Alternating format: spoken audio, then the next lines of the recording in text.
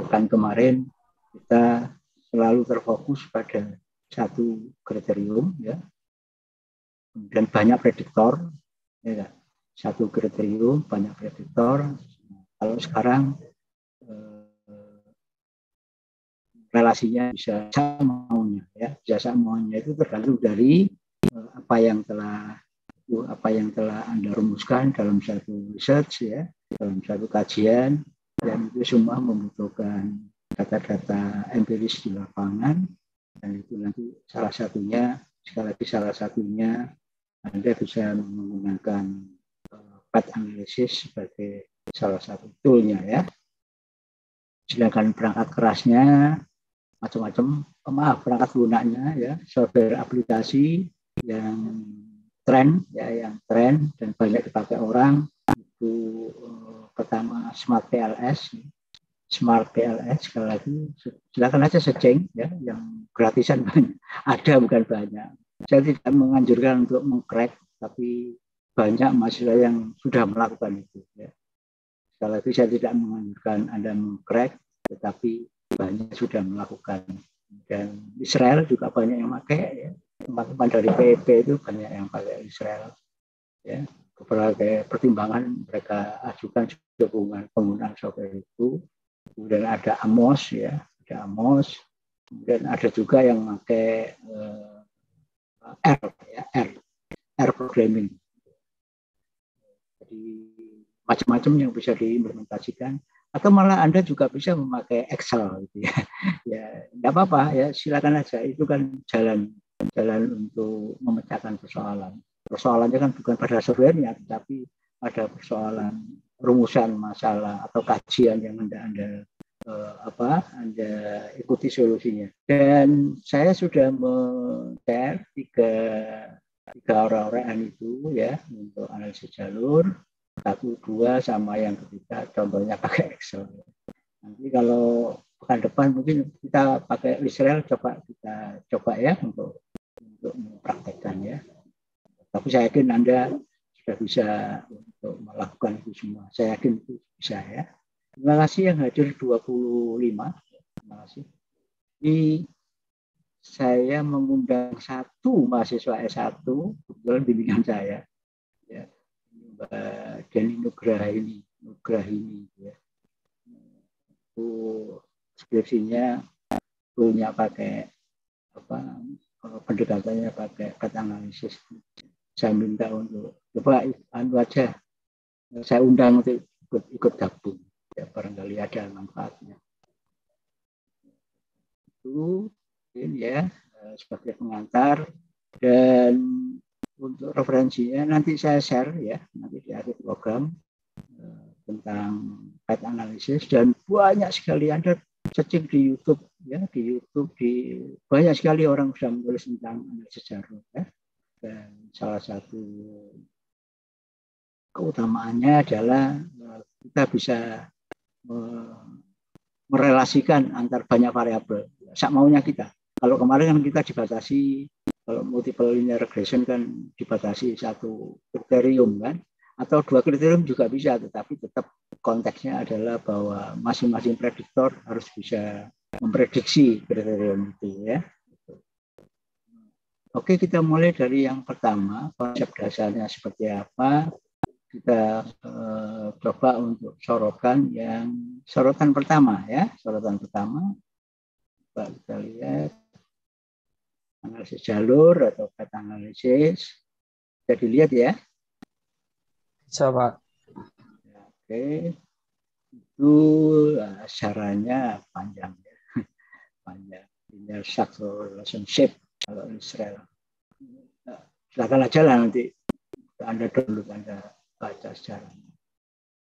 Jadi begini, untuk model path ini digunakan untuk menjelaskan pola hubungan antar variabel dengan tujuan mengetahui pengaruh langsung maupun tidak langsung dari seperangkat variabel bebas eksogen terhadap variabel terikat atau endogen. Saya tutup dulu, ya, saya tak gambar dulu sehingga nanti penjelasan tekstualnya itu bisa lebih mudah difahami. Oke, ini saya tutup dulu, ya. Saya tak melompat ke whiteboard, ya. ke whiteboard dulu. Ya, saya ke whiteboard dulu. Nah, saya ingin mengaitkan dengan yang kemarin itu yang MLR itu ya. Nah, kalau MLR kemarin kan apapun bentuknya, ya, modelnya kayak apa terserah. Tapi biasanya kan apa? Kalau MLR kan begini kan, ya.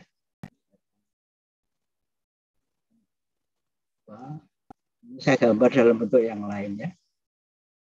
Saya gambar dalam bentuk yang lain. Taruhlah ini satu, ya, yang kemarin kita bicarakan panjang lebar itu ya, sampai formulanya ketemu.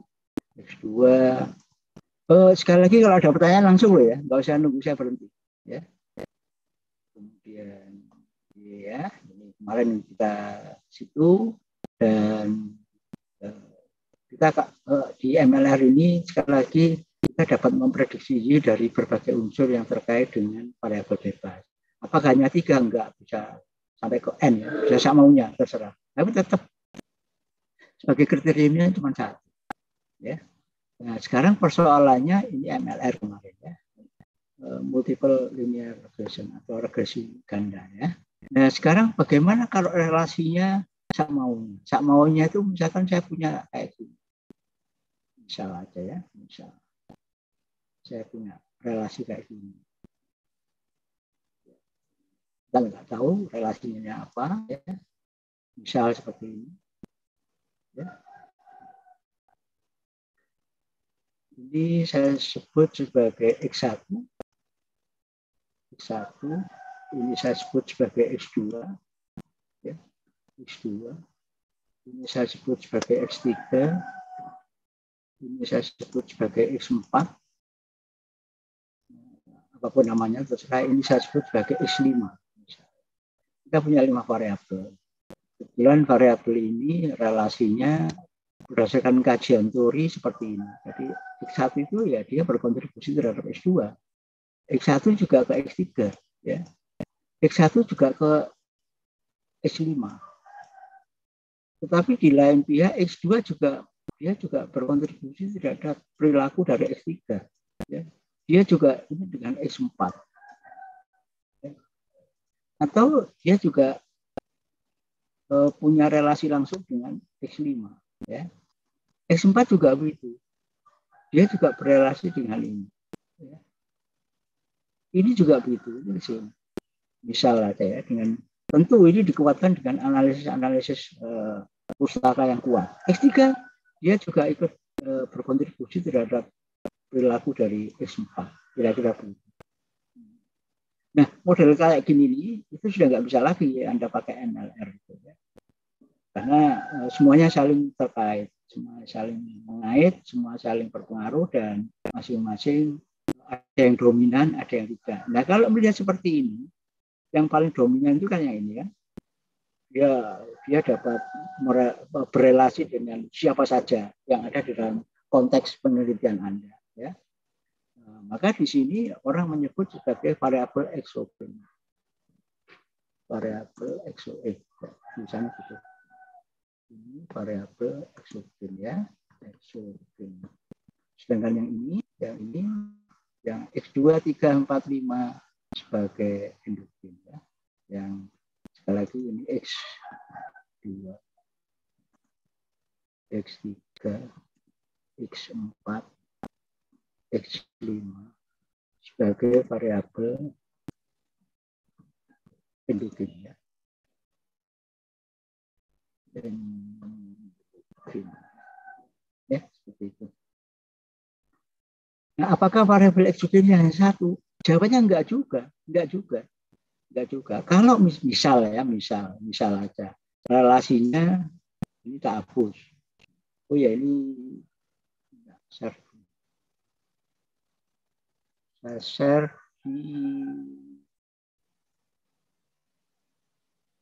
di chat ya. Saya share di chat.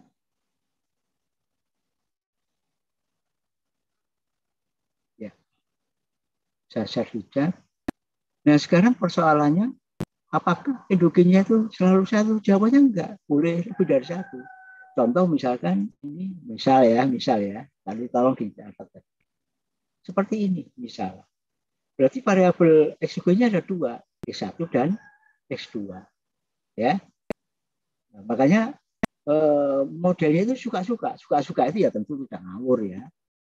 Kan kajian teori, memang kajian teori antara X1 X2 itu dia saling independen, dia tidak bisa memengaruhi, dia yang jelas saling independen lah. Nah kalau kondisi semacam itu X2 juga variabel eksogen ya.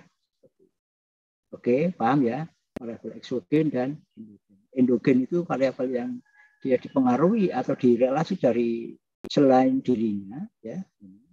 Ini kan ya. Ini ya. Tapi kalau eksogen itu betul-betul dia pure keluar. Oh ya, yang ini kurang satu. Ini bisa saja ini ke sini. Nah, seperti itu ya. Jadi intinya sak maunya, terserah ya, sak maunya.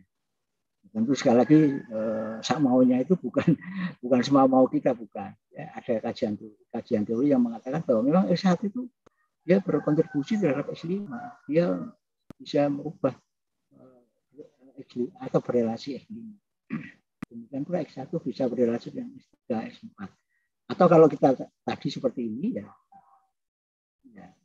X1 bisa berrelasi dengan S2 dan seterusnya. Maka di sini kalau kita lihat seperti ini adalah dampak langsung ya X1 ke S5, tapi juga dia kena dampak tidak langsung dari X1, S2, S5. Maka nanti ada dua, dampak langsung dan dampak tidak langsung atau direct effect dan indirect effect. Oke, gambarnya saya tutup. Yang jelas ini nanti arah akhir dari konsep analisis jalur ya.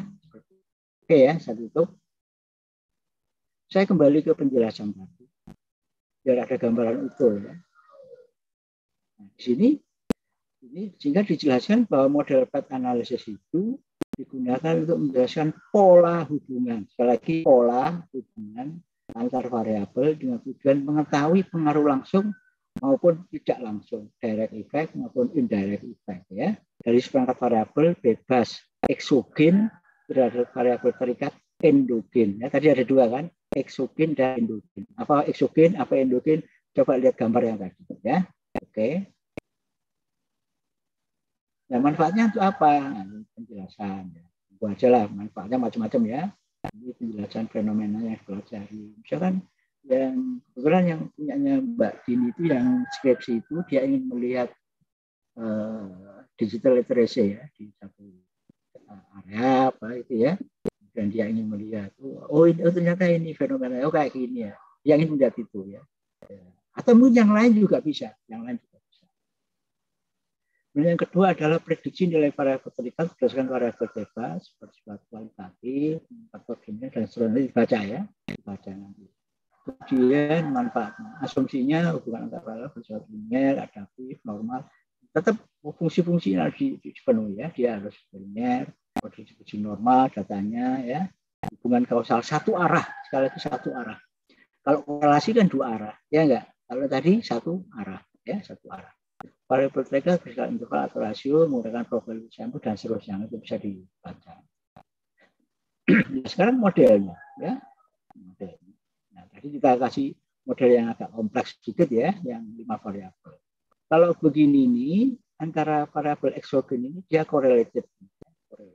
Jadi ini dalilnya ada R-nya, ya, ada nilai R. Kalau seperti ini, kalau dikatakan correlated, kalau R12 R ini lebih dari beberapa pakar lebih dari 0,5. Ya. Kalau di bawah 0,5 dianggap ya tidak correlated. Kemudian ini mediated seperti yang kita gambar tadi, ya. Ya. Mediated, kemudian ini independent, ini tidak berkorelasi yang ini, maka dia dikatakan sebagai variabel 1 dan 2 independen. Seperti contoh tadi yang saya hapus garisnya tadi, berarti variabel eksogennya ada 2 ya, secara independen. Kemudian, nah ini contohnya, diduga kemampuan berkoordinasi dan motivasi kerja pegawai berkontribusi secara simultan dan signifikan terhadap produktivitas kerja. Misal seperti itu.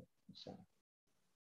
Nah ini tentu kalau koordinasi kerja dan motivasi kerja itu kalau ya itu terdapat korelasinya di sini ya polanya seperti ini. Dan ini lihat rho YX1, rho ini X1, nilai inilah yang akan kita cari relasinya. Nilai inilah yang akan kita cari. Kalau dalam jaringan saraf tiruan kemarin kita singgung, ini nilai bobotnya ya. Kalau dalam multiple linear regression ini adalah koefisiennya. Nah inilah yang kita cari. Ya. Ini yang kita cari. Gitu, ya. Nah, sekali lagi ya kalau dimirip-miripkan ya mirip ya, tapi pola cara mencarinya berbeda. Kemudian, nah bagaimana model strukturalnya? Ya sama seperti simple sih sebenarnya ya. Kayak tadi, nanti saya kembali ke gambar. Kalau seperti ini kan apa sih namanya tadi sini tadi ini koefisiennya ini ya atau relasinya itu dirumuskan ini ya rho. Apakah harus rho simbolnya? Jawabannya enggak juga. Terserah Anda pakai simbol apa. Tapi yang jelas ini hanya untuk mempermudah bahwa rho ZX1 itu nilai di sini. Bahwa rho JX bukan Z, bukan Y ya, Z ya, karena ini Z. Jadi ini ya berarti rho JX1, ini ya berarti rho JX2, ini rho JX3, ini rho ZX3 dan seterusnya. Ya, korelasi. Maksudnya itu. Nah, persamaannya juga gitu. Kalau kita lihat Y itu berarti Y itu persamaannya adalah ya mirip kayak multiple linear regression itu ya, atau mirip seperti ngitung di jaringan saraf tiruan itu ya, dengan model algoritma misalkan perseptron misal ada ya, atau yang lain. Jadi bobot kali ini atau korelasi ini relasi ini atau rho di sini ini atau bilangan ini koefisien ini kali ini. Coba lihat cermati. Plus epsilon 1 error. Jadi biasanya setiap variabel endogin itu dia ada unsur error. Dia mengandung error. Biasanya kita anggap errornya 0. Ini juga begitu di sini Z sama Z ini kali ini. Ini kali ini tambahin kali ini. Sama kan ini. Sekarang Y-nya sendiri apa ya? Masukkan ini Y ini. Di sini ya, ini masukkan Y. Jadi agak panjang. Nah, seperti itu model strukturalnya. Saya kembali lagi saya tutup ya. Saya tutup. Coba nanti kalau di rumah, kalau setelah kuliah iseng-iseng berhadiah. Coba ini ya. Ini. Kasih ya. Berarti ini di sini rho X5, X1. Rho X5, X3. Cari persamaan untuk X5. X5 sama dengan ditulis itu panjang ya. Nah, ini sepanjang persamaan sebanyak relasi ini ya. Bisa tahu hitung ya? Bisa, saya kira bisa. Sekali lagi kalau ada pertanyaan langsung aja, nggak usah nunggu berhenti. Seperti itu model strukturalnya, cara menghitung mirip-mirip dengan kemarin multiple linear regression ya. Kemudian struktur 1 itu kalau dipotong ini kita pangkas yang Z-nya. Kalau jangan dipangkas kan ini enggak ada, ini enggak ada, ini enggak ada ya. Ini formula. 2 kalau X2-nya enggak ada ya. Seperti ini. Ya, apapun model yang kita ajukan, polanya satu ini garis ini dia punya nilai bobot tertentu, koefisien tertentu ya, dan itu merupakan faktor pengali dari dirinya sendiri dan variabel yang berkontribusi terhadap variabel selanjutnya. Oh iya, saya putus sebentar ini. Nah, model yang kayak gini, kalau di dalam di dalam sistem informasi atau lazim orang menyebut sebagai biasanya lazim orang menyebut sebagai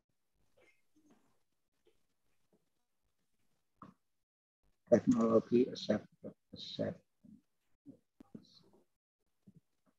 Ya, model. Ya. Kalau model penerimaan teknologi, ya apapun teknologinya, biasanya ini lebih banyak ke teknologi informasi biasanya ya. Analisis pet analisis itu dipakai di situ. Coba Anda searching aja sekarang. Anda searching sambil dengarkan saya. Teknologi acceptance model atau model penerimaan teknologi. Model penerimaan teknologi. Jurnal-jurnalnya juga banyak ya. Apakah hanya untuk TI saja? Jawabnya tidak. Misalkan Anda membuat satu produk rekayasa elektronik misalnya ya, itu dipakai di sekolah dan itu dipakai secara kolosal, tidak hanya satu sekolah, misalkan model instalasi listrik dengan menggunakan jaringan IoT misal aja ya. Misal itu kan bisa dipakai anak-anak atau mahasiswa atau siswa SMK elektronika industri biasanya ya, atau SMK sejenis. Nah itu diteliti SODI kayak apa tanggapannya tentang modul itu. Tentu mereka harus nyoba dulu. Nah itu Anda dapat menggunakan ini TAM ini sebagai sebagai semacam umpan balik gitulah, atau semacam model yang Anda usulkan sehubungan dengan penggunaan alat itu ya. Tentu sekali lagi yang ditanyai ya yang sudah menggunakan itu. Kalau yang belum ya nggak bisa jawab. Kira-kira begitu. Ini salah satu contoh. Nah, silakan Anda set teknologi acceptance model ya, TAM. Ya. Saya kembali lagi ke ya. 1, 2, contoh aja, contoh yang tadi ya, kemampuan pegawai. Apakah hanya ini? Jawabannya enggak. Contoh formulanya ini kayak tadi itu ya. Ya, 1 sama Sukura ini cukup kayak ini ya, yang gambar tadi ya. Nah, ini ya. Formulanya kayak gini, gambar jalurnya. Itu enggak korelasi integrasi pakai SPSS kebetulan seperti ini ya. Kemudian ANOVA untuk signifikansinya itu ya, nilainya asalkan lebih besar dari tabel itu ya, tabel F maaf, itu dia signifikan. Kemarin kan sudah kita bicarakan ya, dan koefisien-koefisiennya juga sudah ada di situ. Ya, ini contohnya aja. Contoh ini yang lain, ini untuk menghitung rho YE ya. Hitung aja ini. Ya. Pakai apa ya? Pakai tadi Smart TLS atau Lisra itu. Nah ini makna yang tadi yang ini ya, bahwa ini ya X1 langsung mengaruh proses kerja sepasang dan seterusnya ya. Nah sekarang ini model jalur. Nah sebelum ke sini coba kita lihat untuk yang 2.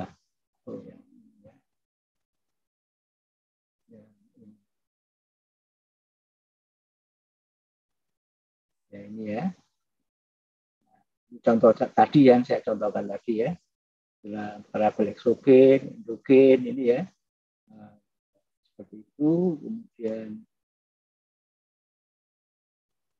formulanya R12 sama dengan rho ini mestinya, bukan B21 ya. Rho 12 ya, dan seterusnya ini ya. Ini formula ini ikuti aja ini ya. Ikuti aja. Kemudian di sini karena R12 sama dengan B rho 21, maka R13 ini direct effect, ini indirect effect. Coba dicermati. Ya. R13 rho 31 ya. R13 gambar dari mana? R13 ya. Rho 31 ini ya. Ya. Ini direct effect ya. Indirect effect-nya gimana? Dia bisa dari sini. Jadi ini kan juga mempengaruhi ini kan, tetapi bisa melalui S2 ya. Ini juga begitu.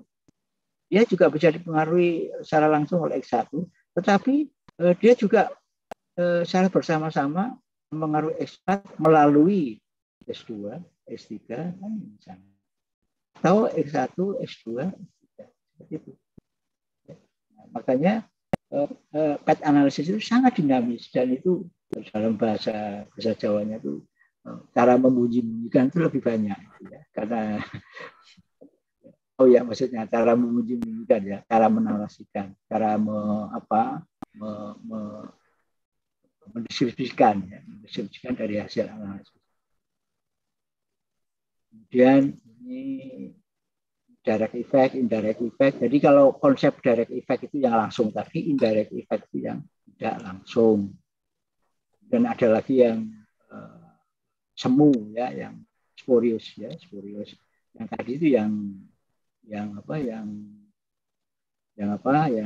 error dan seterusnya tadi itu ya.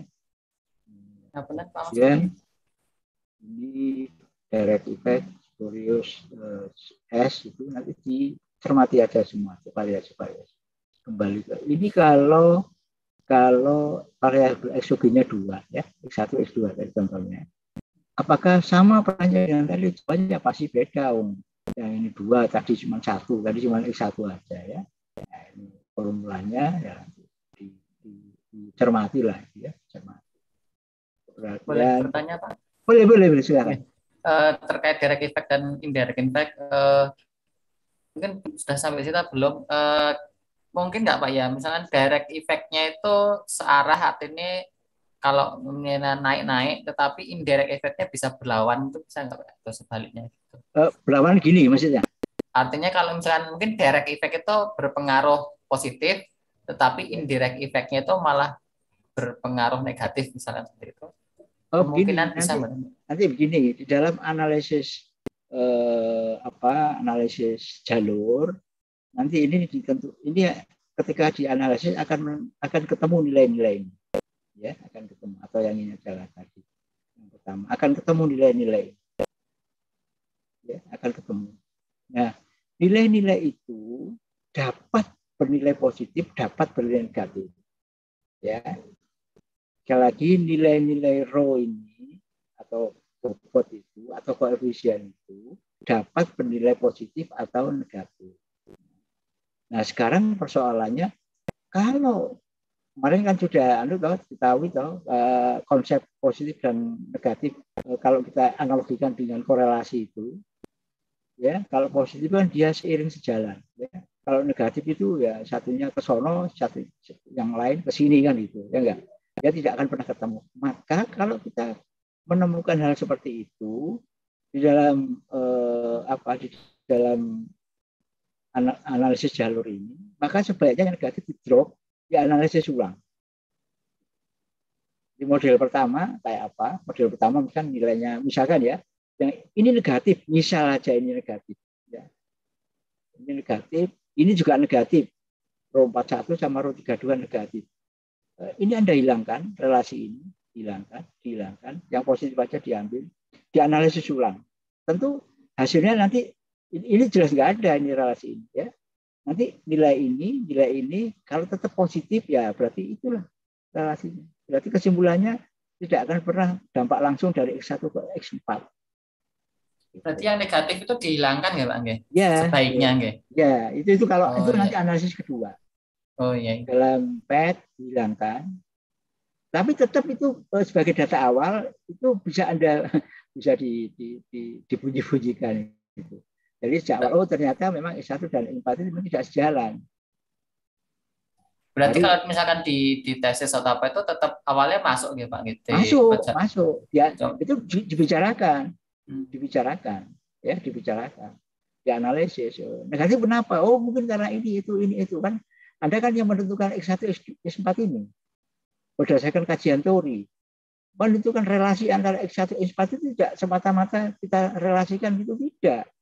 Dasarnya adalah penelitian terdahulu yang sudah dilakukan oleh orang. Ingat bahwa path analysis itu kecenderungannya dia menggunakan penelitian ex post facto. Ex post facto itu sesuatu yang sudah berlangsung. Maka di sini kajian-kajian pendahuluan yang pernah dilakukan oleh peneliti, ya, peneliti yang sudah meneliti, yang sudah ditulis dalam jurnal itu kan sudah dilakukan, ya. Nah, maka di sana disebutkan bahwa X1 itu memang tidak tidak punya relasi yang cukup signifikan dengan X4, maka nilainya itu negatif. Nah, kalau seperti itu tidak apa-apa. Berarti itu Anda bisa mendiskusikan, oh berarti selama ini X4 itu arahnya ke sono, X1 arahnya ke sini gitu ya, kan berlawanan. Maka untuk itu ini perlu kalau ini dihilangkan, tidak diikut sertakan dalam analisis, kita lihat polanya kayak apa. Pasti berubah nilainya. Pasti berubah. Kenapa pasti berubah? Persamaannya berubah kok. Jadi X4 itu faktor penambah dari rho 41 kali X1 kan nggak ada. Ya nggak? Sebenarnya yang ini kan juga gitu. Pengaruh tidak langsungnya kan tidak ada. Yang X1, X2, X3 ke X4. Yang ada kan cuma X1, X2 langsung ke X4. Ya. Itu kira-kira Mas ya. Arahnya ke sana. Maka sekali lagi dalam teknik analisis jalur itu yang paling pokok, yang paling utama itu nanti ada kriteria nanti kita ke belakang ya. Ada kriteria kapan dia itu harus di drop, kapan tidak ya, apakah dia fit atau tidak, itu ada kriteria. Nah kalau yang Lisrel itu agak reveal itu artinya yaitu memang betul-betul semua aspeknya itu diuji, persyaratannya dipenuhi semua. Kalau yang Smart PLS itu biasanya enggak. Jadi yang namanya software itu kan dikasih angka apa saja kan keluar toh isinya, ya enggak? Kasih apa saja kan keluar. Komputasi itu kan sesungguhnya dia hanya menghitung saja berdasarkan formula yang kita masukkan. Ya. Oke, saya lanjut ya. Saya lanjut bisa? Oke ya. Ini tadi yang itu ya diurut aja ini nanti. Diurut aja ini. Langkah-langkah, contoh perhitungan. Kayak tadi ya.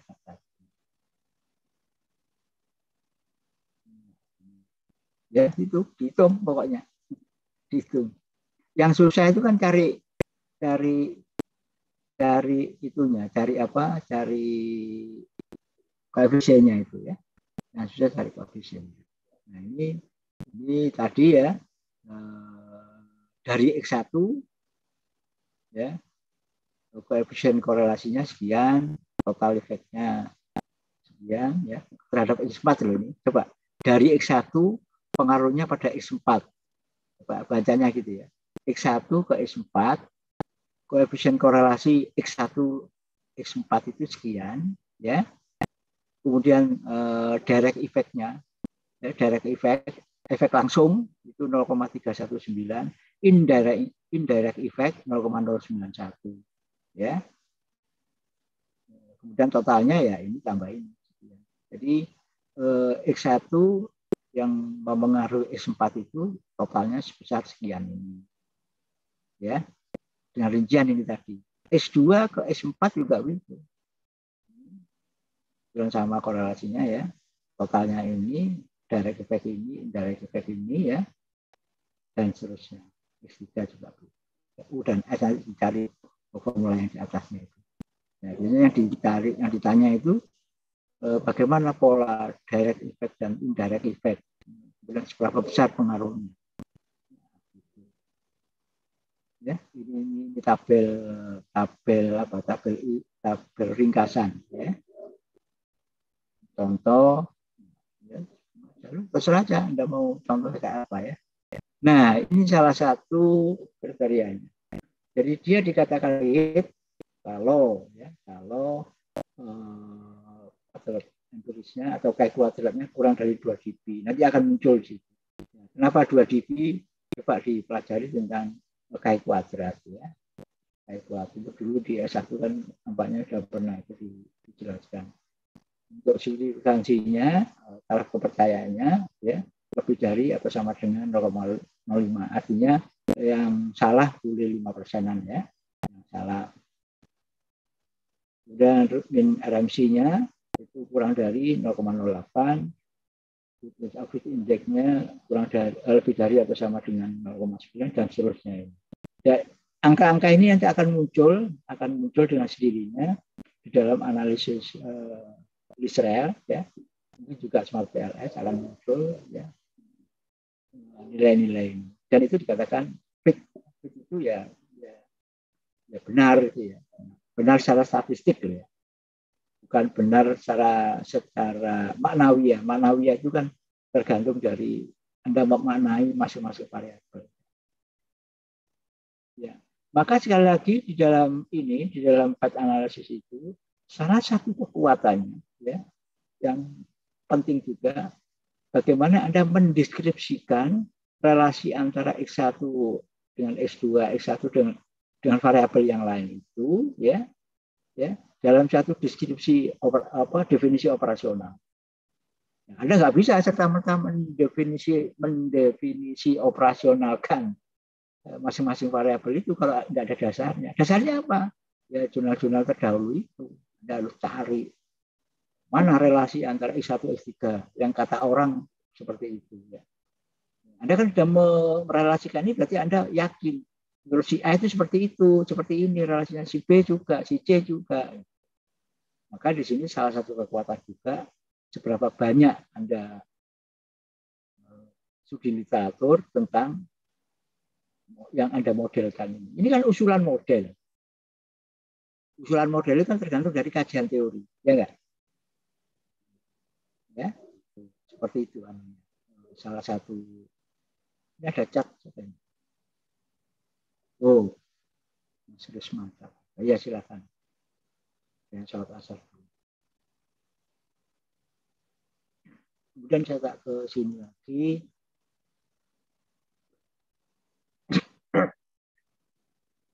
Model trimming ya. Dan nanti bacalah satu ya sama aja itu.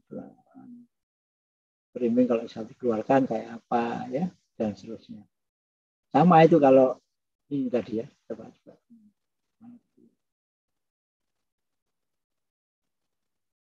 Di ini ya. Dari mana tuh? Nah, struktur satu ini ya. Ini formulanya ini ada nggak atasnya tadi? Ini berarti yang Y-nya dikeluarkan dulu ya. Temunya seperti ini dan ternyata ini tidak signifikan ya, tidak signifikan. Maka apa yang harus dilakukan? X1-nya dikeluarkan ya. Kenapa X1 dikeluarkan? Ya coba dilihat koefisiennya itu ya. Kemudian X1 kan dikeluarkan ini. Maka dia hanya seperti ini. Kalau Anda analisis hasilnya seperti ini. Kemudian yang ini kalau ini tadi kan sudah sub 2-nya kan ini loh, ini sama ini. Anda tulis di sini, Anda lihat ini juga tidak signifikan. Nah, X2 dikeluarkan, ya. Enggak di sini cuma seperti ini analisisnya. Sehingga tadi hasil akhirnya value-nya seperti ini, ya. Tapi kalau Anda pakai sekali lagi kalau pakai Israel atau Smart PLS, langkah-langkah ini Anda tidak melalui langkah-langkah ini. Tidak melalui langkah-langkah ini. Jadi langsung ada di judgment. Kalau di Israel langsung dikatakan ini ke sini, oh negatif ya sudah dihapus saja. Ini ke sini negatif ya langsung dihilangkan. Ini ke sini negatif dihilangkan. Analisis baru, hasilnya seperti ini. Ya. Jadi lebih simpel sebenarnya. Jadi terutama yang Smart PLS itu lebih simpel. Tidak ribet di dalam penggunaannya. Ya. Seperti itu. Sekali lagi yang sulit kan mencari koefisiennya. Ya, yang sulit mencari koefisiennya. Mana yang analisis jalur ya tadi ya. Ini output index. Jadi persyaratannya ada tadi ya. Ada persyaratan. Saya kira itu. Ya, saya kira itu. Oh ya, yang satunya pakai Excel ya. Ya, silakan aja nanti kalau pakai Excel ini. Datanya. Ada urut-urutannya itu. Baca nanti. Pakai Excel juga bisa. Bagi yang pecinta Excel ya. Kalau Excel prosesnya bisa ketahuan. Ya. Ini harus apa kan?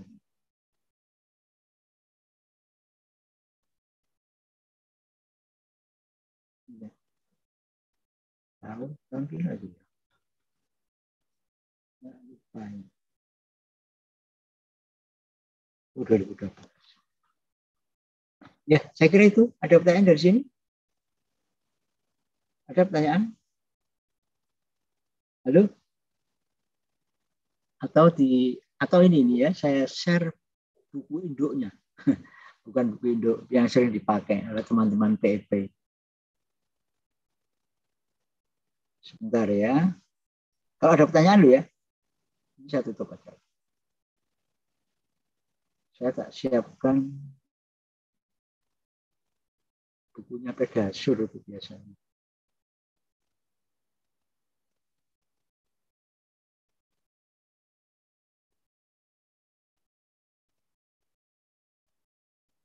Bukunya Pedasur.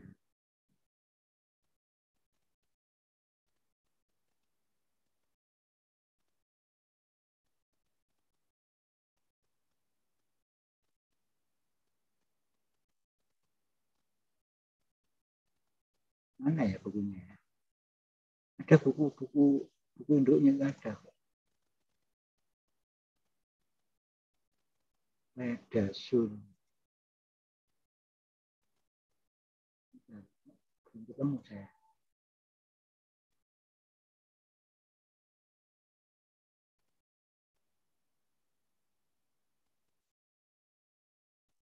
Nah, sebentar ya. Pedasur.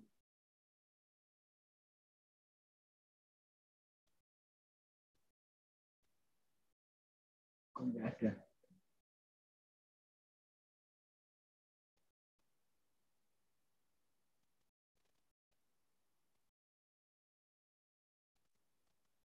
Kok nggak ada ini? Nggak ada. Belum ketemu. Mohon maaf, belum ketemu.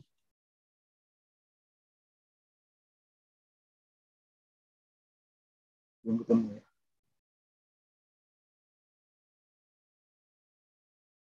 Ini saya contohkan ada jurnal tentang pet. Oh, ada pertanyaan lo ya? Halo, saya tak nyari yang. Ya Pak, saya mau tanya Pak. Boleh silakan. Ya, terkait sama apa tadi Pak, eksogen sama endogen, Ya, X1 dan X2 gitu.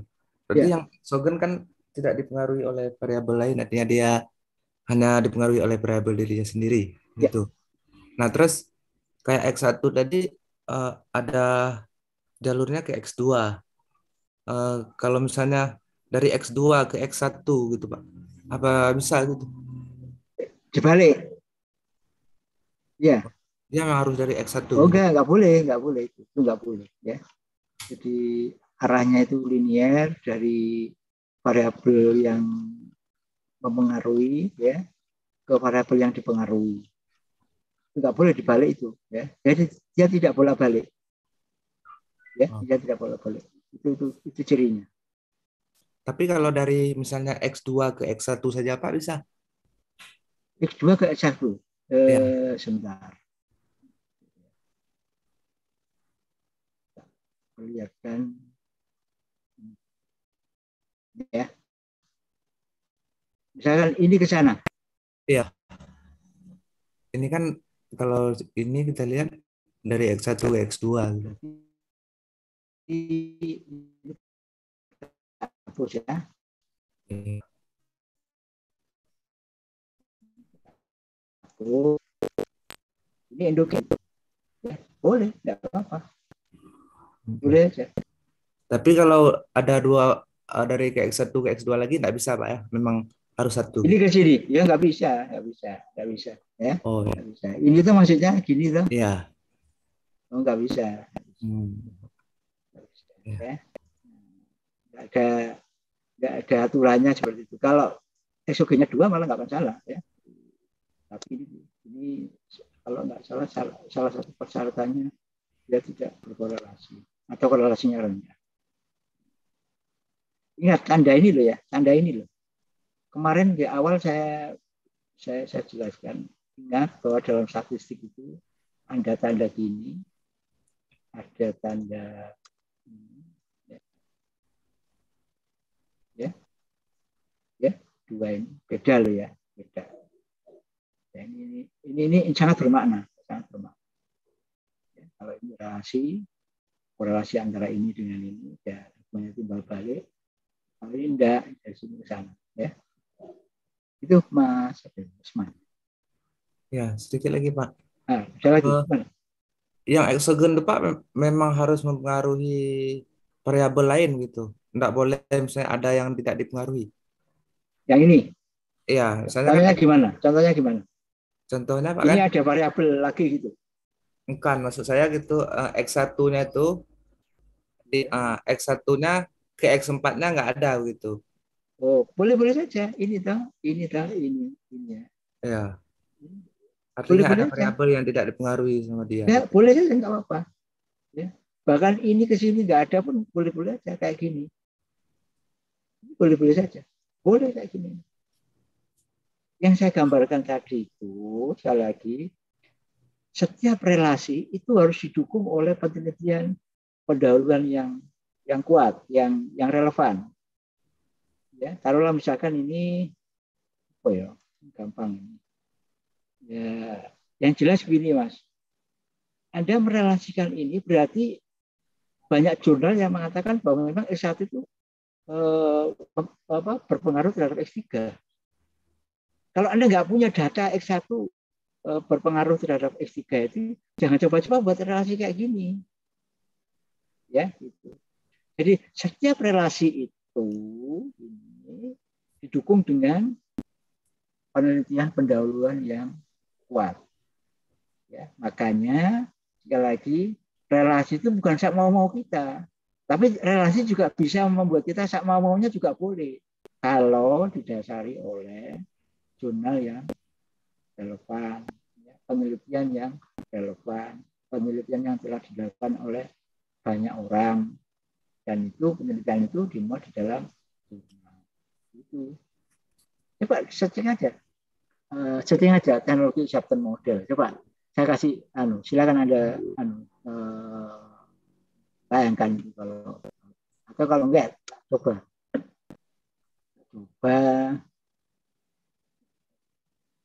yang kayak ini.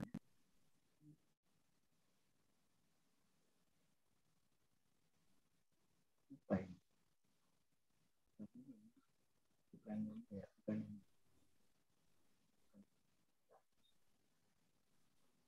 Ada lagi? Silakan ada lagi. Kalau ada lagi, carikan lagi dong. Yang saya udah tanya tadi yang di slide analisis sorotan itu kan ada apa masih di awal-awal itu ada apa epsilon itu maksudnya apa ya simbol epsilon itu yang ini ya di ini ya iya ini error itu Mas error ya jadi maksudnya berapa nih? Jadi gini, setiap variabel yang dipengaruhi oleh variabel lain, secara statistik dia memunculkan error, kesalahan, walaupun tidak besar. Dan ini biasanya diabaikan biasanya, ya. Biasanya diabaikan. Ya kalau Anda Anda masuk ke Smart PRS atau ke Lizrael, ya, Anda hitung mencari X1 itu. Ingat, ini perkalian metrik loh ini ya. Ini perkalian metrik. Tidak sesederhana ini ya. Kita menghindari metrik yang kita sajikan di sini, tapi coba kita sederhanakan ya. Ingat, sebentar, saya tak cerita matrik aja. Ini sebenarnya ada matrik kolom dan matrik kolom baris dan matrik kolom ya. Saya tutup. Contohnya begini. Contoh ya, itu matrik semua perkalian. Jadi contohnya begini.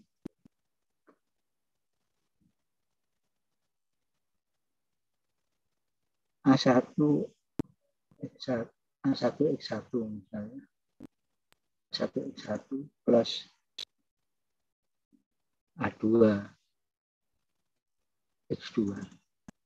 A2X2 plus A3X3 ya. Sama dengan apa ya? Taruhlah misalkan row 1. Maaf, saya nulisnya B, row 1 maksudnya ya. Ini di sini ada juga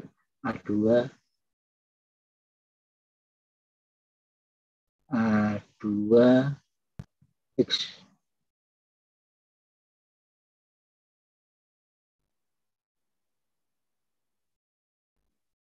ini aja lah mengenai angel-angel pemahamannya ini ya, ini aja 5X plus 6Y ya plus masih ingat ya 7XZ ya, Z sama dengan 10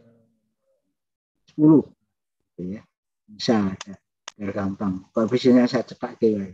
Ini misalkan 2X plus, mohon maaf ini saya matrik 3 kali 3 4Y ya, 4Y plus taruhlah ini Z ya, sama dengan 4. Ini taruhlah ini X plus 5Y plus 3Z ya. Sama dengan taruhlah ini 8 ya. Nah, maka di dalam metrik itu ini kan datanya kan metrik 3 kali 3 kan. Ya enggak? Sesungguhnya di sini kalau saya buat metriknya koefisiennya kan saya taruh di sini ya, 5. Berapa itu? 6 ya. Berapa ini? 7 ya. Ini 2. Ini berapa ini? 4. 1. 1. 1. 1. 5. 5. 3. 3 ya.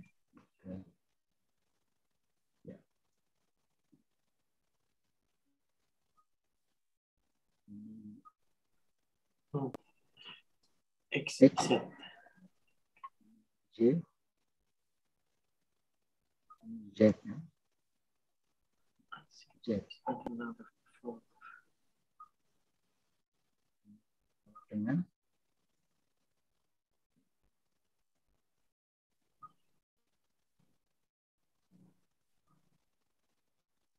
sini berapa itu? 10 ya. 10 4, 8. 4 ini 8 ya. 8. Ya. Nah, ini namanya matrik ukuran M kali N, di mana M sama dengan N. Kebetulan sama. Matrik butir sangkar ya. Ya. Ini yang ini adalah vektor kolom. Vektor kolom. Ini vektor kolom. Atau matrik kolom. Orang menyebut vektor kolom boleh, matrik kolom juga boleh. Ya, sama ini juga begitu. Yang ini juga begitu. Ini orang menyebut vektor kolom atau matrik kolom juga boleh. Matrik kolom. Matrik kolom itu atau vektor kolom itu vektor yang M garis kolomnya 1 ya, kolom sama ini juga. Nah, kolom itu maksudnya M-nya ya? Apa? M ya. Yang M, ya, kolom. Jadi baris kolom kan, baris kolom. Jadi yang N-nya 1. Ya. Nah, sekarang begini, data-data yang Anda masukkan, variabel X1, X2, X3, respondennya banyak. Itu kan kalau kita lihat kan sejujurnya metrik. Ya enggak? Ya, polanya seperti ini sebenarnya. Tadi saya bocorkan, ada jurnal salah satu yang ngomong seperti itu. Jadi model data kan kayak gini. Jadi antara, nah sekali lagi itu semua nanti kita kan pada akhirnya mencari ini, ya, mencari ini vektor kolom ini. Kalau ini saya sebut atau ini matrik ini saya gambarkan, saya namai A, ya, ini taruhlah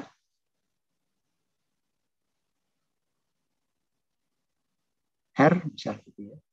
Huruf kecil biasanya vektor kolom itu ini sama dengan B kecil, ya, B kecil. Maka di sini kalau saya formulasikan, itu kan A R, ya enggak, sama dengan apa, B, ya, B kecil, ya enggak. Nah, yang kita cari R, maka di sini kalau di dalam matrik A kali R sama dengan B, kalau ini saya kali, kalau sebelah kiri saya kalikan inverse-nya, ini A, ini saya kalikan inverse-nya, berarti di sini inverse A, ya, inverse A kali A, itu berarti harus dikalikan inverse-nya juga. Inverse A juga kan. Sekali lagi bahwa kita tahu bahwa metrik dikalikan inverse-nya itu sama dengan matrik identitas. Matrik identitas ya. Matrik identitas itu matrik yang nilainya 1. Yes. Identitas.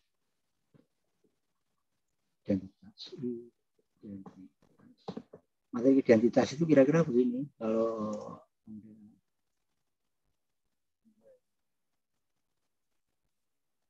nilainya ini 1, dan seterusnya.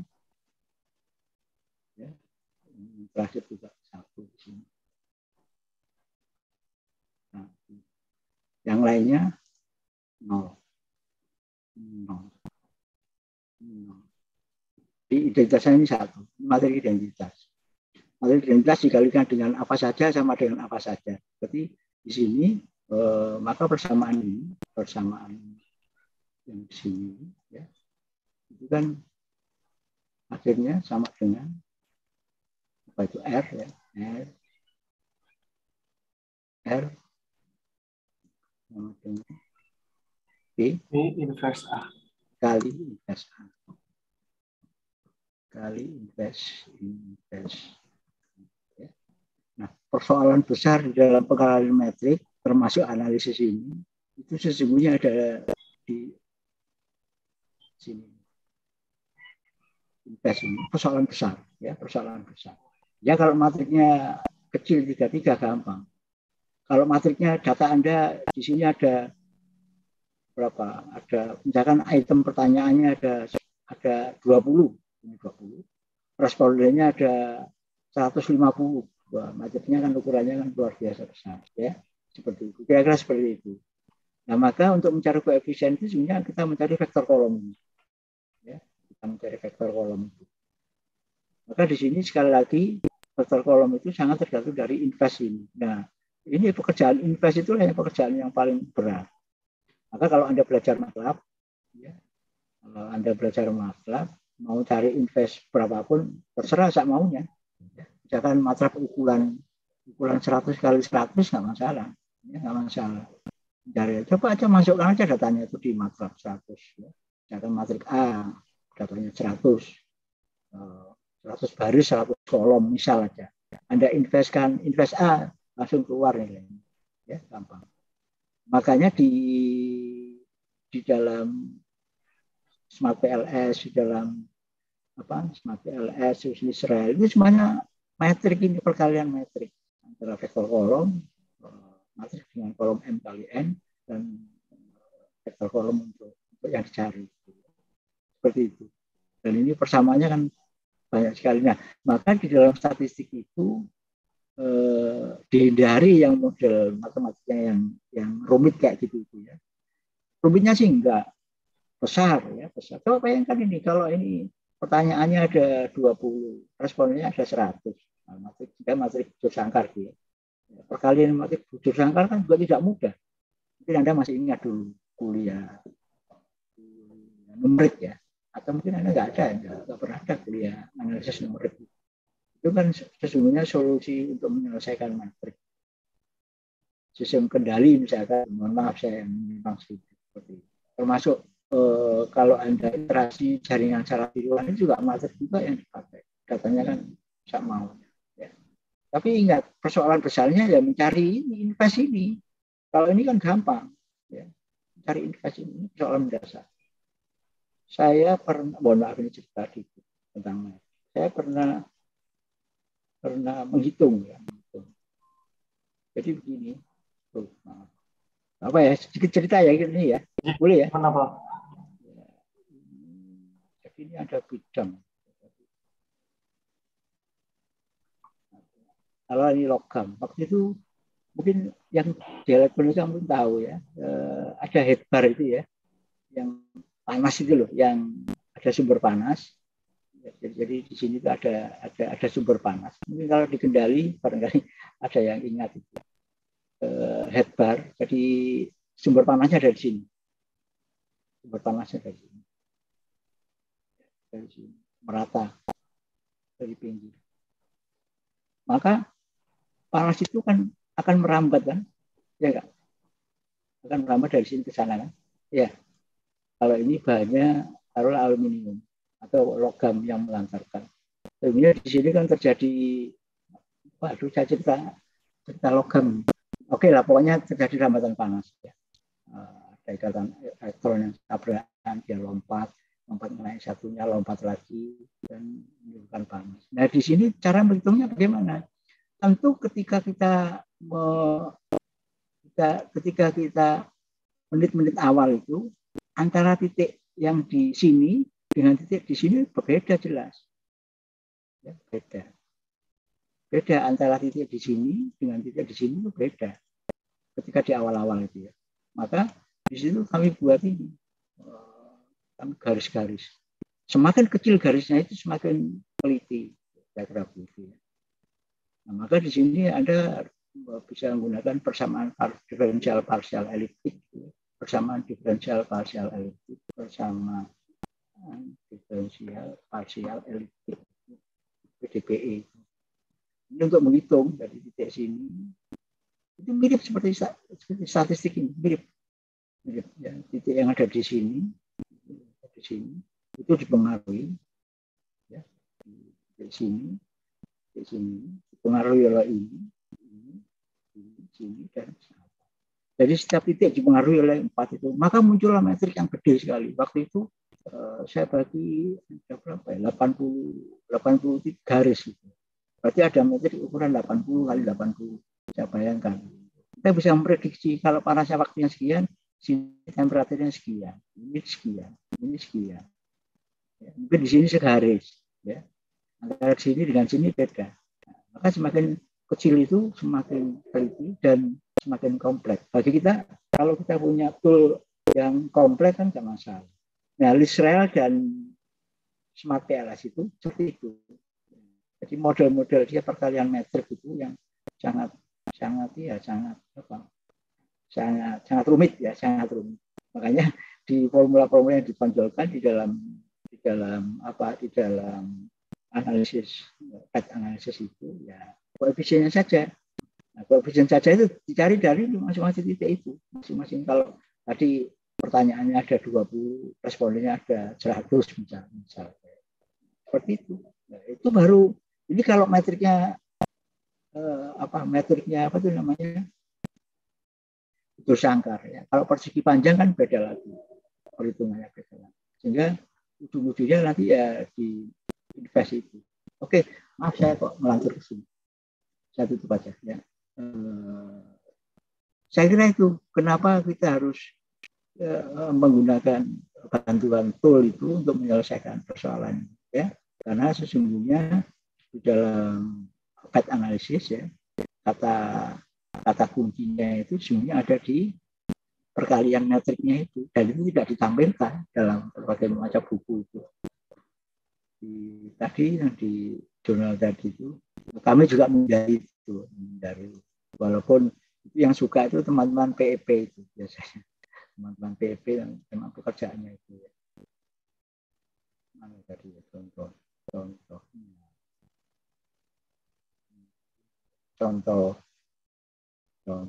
ya, mereka mainnya di metrik-metrik kayak gini, semua dimetrikan, ruwet kan, ruwet. Untuk yang kita nggak seperti itu, tidak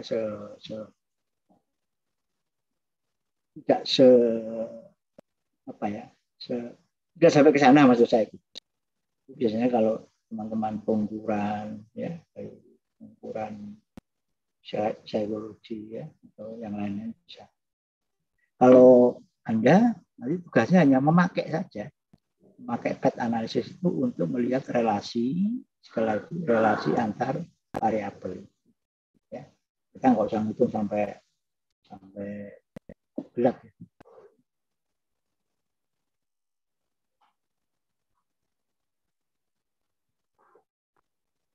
Tambah gelap saya belakangnya.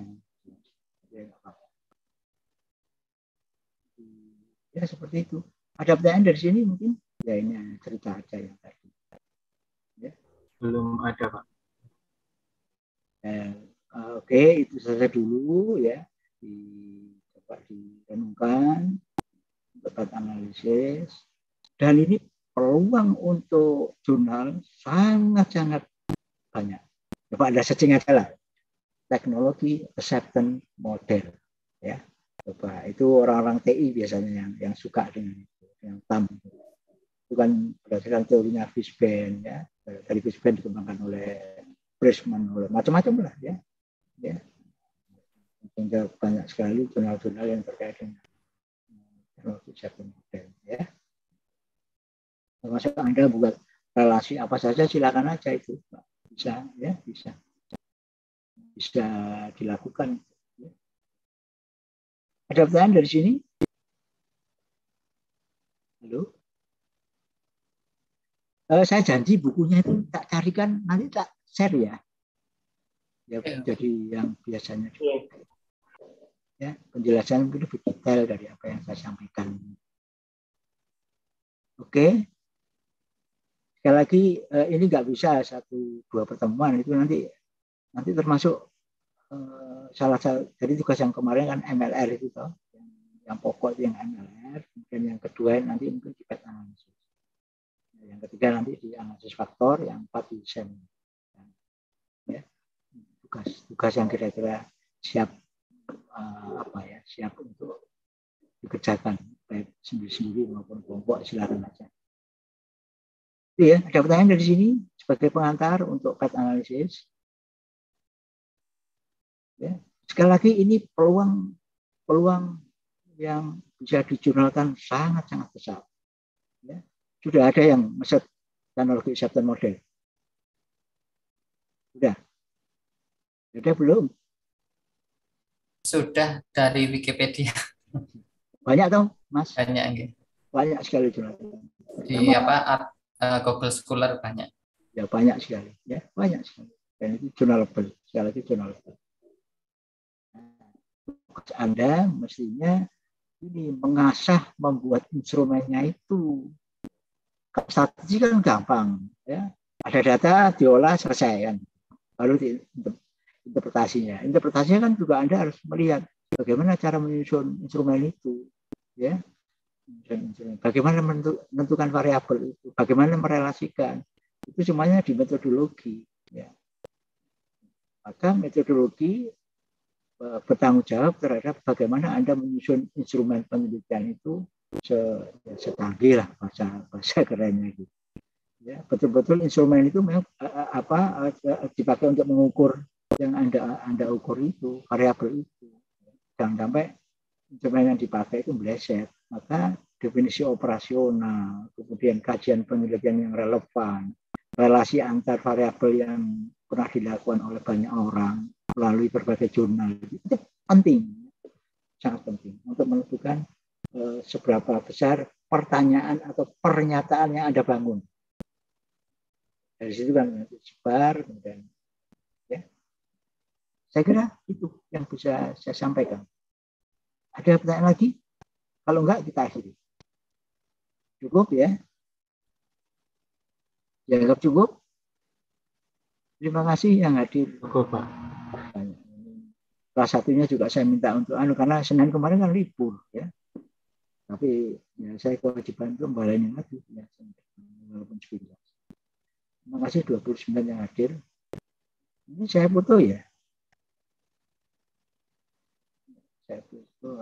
Sebentar, tak siapkan dulu. Sebentar ya.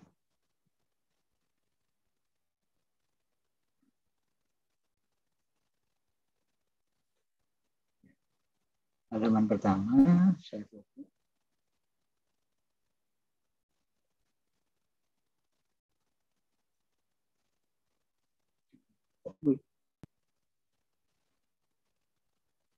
Halaman kedua.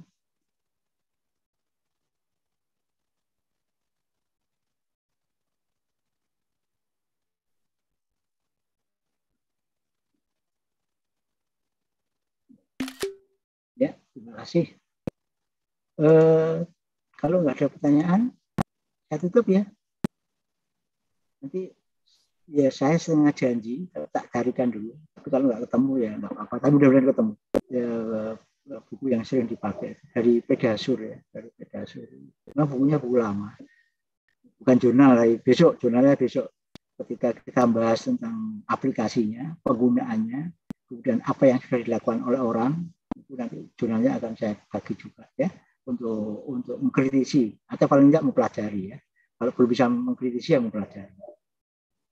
Bukan sekarang ya. Sekarang dulu baca-baca ulang dari berbagai sumber termasuk Anda silakan aja akses di YouTube-nya banyak orang itu ya terkait dengan data analisis nanti yang semakin memahami esensi dari analisis jalur. Sekali lagi analisis jalur itu hanya alat ya, hanya alat. Penggunaannya ya silakan Anda. Kalau nggak ada saya tutup ya. Oke. Terima kasih atas perhatiannya dan mohon maaf untuk ada yang kelewatan dan saya menjelaskan. Tapi coba kita perdalam lagi dengan ini siapa ini? Maaf Pak, baru kendaraan menuju pulang. Ya nggak apa-apa. Mari kita akhiri dengan berdoa menurut agama kita masing-masing. Terima kasih. Saya tutup ya. Mohon maaf. Saya tutup. Assalamualaikum warahmatullahi wabarakatuh. Selamat sore. Selamat petang. Ya. Waalaikumsalam warahmatullahi wabarakatuh. Terima kasih Bapak. Terima kasih Pak. Ini saya tutup ya. Dari sini ya. Iya Pak. Terima kasih. Ya.